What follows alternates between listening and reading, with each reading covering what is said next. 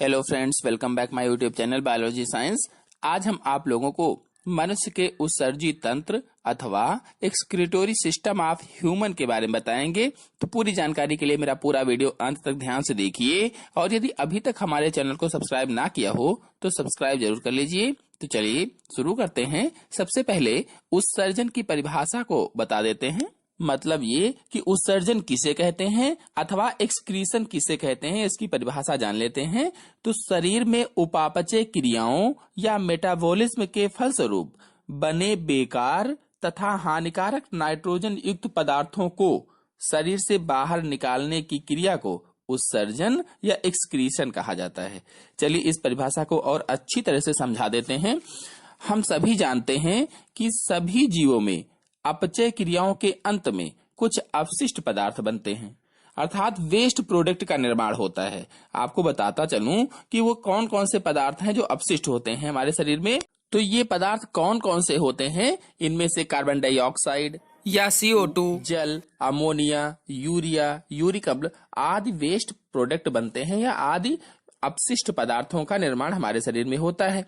तो इन सभी पदार्थों का शरीर से बाहर निकलना ही उत्सर्जन कहलाता है। तो कुल मिलाकर कहा जाए तो जीवों द्वारा अपशिष्ट या वर्ज्य पदार्थों को शरीर से बाहर निकालने की क्रियाविधि को ही उत्सर्जन कहा जाता है, या अंग्रेजी में एक्सक्रीशन कहा जाता है। यहीं पर यह भी बता दूं कि शरीर के वह अंग जो उत्सर्जन में सहायता करते हैं उत्सर्जी अंग कहलाते हैं। चलिए अब मनुष्य के उत्सर्जी तंत्र के बारे में समझ लेते हैं। मनुष्य या सभी कशेरुकी जंतुओं में प्राथमिक उत्सर्जी अंग वृक्क या किडनी होते हैं, या कहा जाए तो ये मुख्य उत्सर्जी अंग होते हैं। इसके अलावा भी यकृत, फेफड़े, त्वचा, प्लीहा तथा आहार नाल में आंत्र उत्सर्जन में सहायता करते हैं। तो मनुष्य में उत्सर्जी तंत्र के अंतर्गत निम्नलिखित अंग आते हैं: वृक्क या किडनी, मूत्रवाहिनियां या यूरेट्रस, मूत्राशय या यूरिनरी ब्लैडर और मूत्र मार्ग या यूरेथ्रा। तो चलिए अब इन सबको एक एक करके समझा देते हैं। तो पहला अंग है वृक्क या किडनी। सबसे पहले वृक्क या किडनी की स्थिति अथवा लोकेशन के बारे में जान लेते हैं कि ये किस जगह पर होती है। जैसा कि आप चित्र में देख रहे हैं, मनुष्य में एक जोड़ी वृक्क उदर गुहा के पृष्ठभाग में स्थित होती है, अर्थात मनुष्य में 2 किडनी होती हैं जो उदर गुहा में कशेरुक दंड के पार्श्व में स्थित होती हैं या रीढ़ की हड्डी के दोनों तरफ पाई जाती हैं। हमारे वृक्क गहरे लाल रंग के होते हैं, अर्थात किडनी लाल रंग की होती हैं तथा इनकी आकृति सेम के बीज जैसी होती है। जैसे सेम का बीज होता है बिल्कुल वैसे ही इनकी आकृति होती है। प्रत्येक वृक्क या किडनी लगभग 10 से 12 सेंटीमीटर लंबी तथा लगभग 6 सेंटीमीटर चौड़ी और लगभग में 3 सेंटीमीटर मोटी होती है। एक पुरुष के वृक्क का सामान्य भार 125 से 170 ग्राम होता है, अर्थात जो मनुष्य होता है, जो पुरुष होता है, जो आदमी होता है, उसके वृक्क या किडनी का सामान्य भार 125 से 170 ग्राम तथा स्त्री की किडनी या वृक्क का भार लगभग 115 से 125 ग्राम होता है। बाईं किडनी दाएं की अपेक्षा कुछ नीचे स्थित होती है। चलिए अब वृक्क या किडनी की संरचना को समझ लेते हैं। जैसा कि आप चित्र में देख रहे हैं, प्रत्येक वृक्क का बाहरी तल उठा हुआ या उत्तल या कॉन्वेक्स होता है और भीतरी तल अवतल होता है, जो भीतर की ओर धंसकर गड्ढे जैसी संरचना बनाते हैं। तो इस गड्ढे को हाइलस या हाइलम कहते हैं। हिंदी में कहें तो वृक्कनाभ भी कहते हैं। ये जो संरचना आप देख रहे हैं इसे एड्रीनल ग्लैंड कहते हैं। प्रत्येक वृक्क या किडनी के अगले सिरे पर एक गोल सी संरचना होती है जिसे ही अधिवृक्क या एड्रीनल ग्लैंड कहा जाता है। इससे विभिन्न प्रकार के हार्मोन्स स्रावित होते हैं।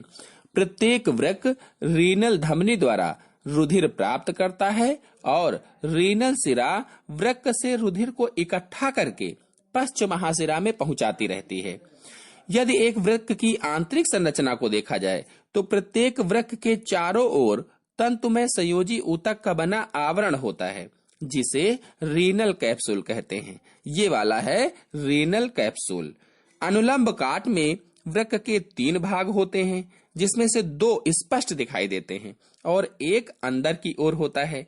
पहला वाला ये है जिसे बलकुट या कॉर्टेक्स या रीनल कॉर्टेक्स कहते हैं, तथा दूसरा वाला भाग ये है, ये मध्यांश भाग होता है जिसे मेड्यूला या रीनल मेड्यूला कहते हैं, तथा तीसरा वाला भाग जिसे रीनल पेल्विस कहते हैं ये वाला है।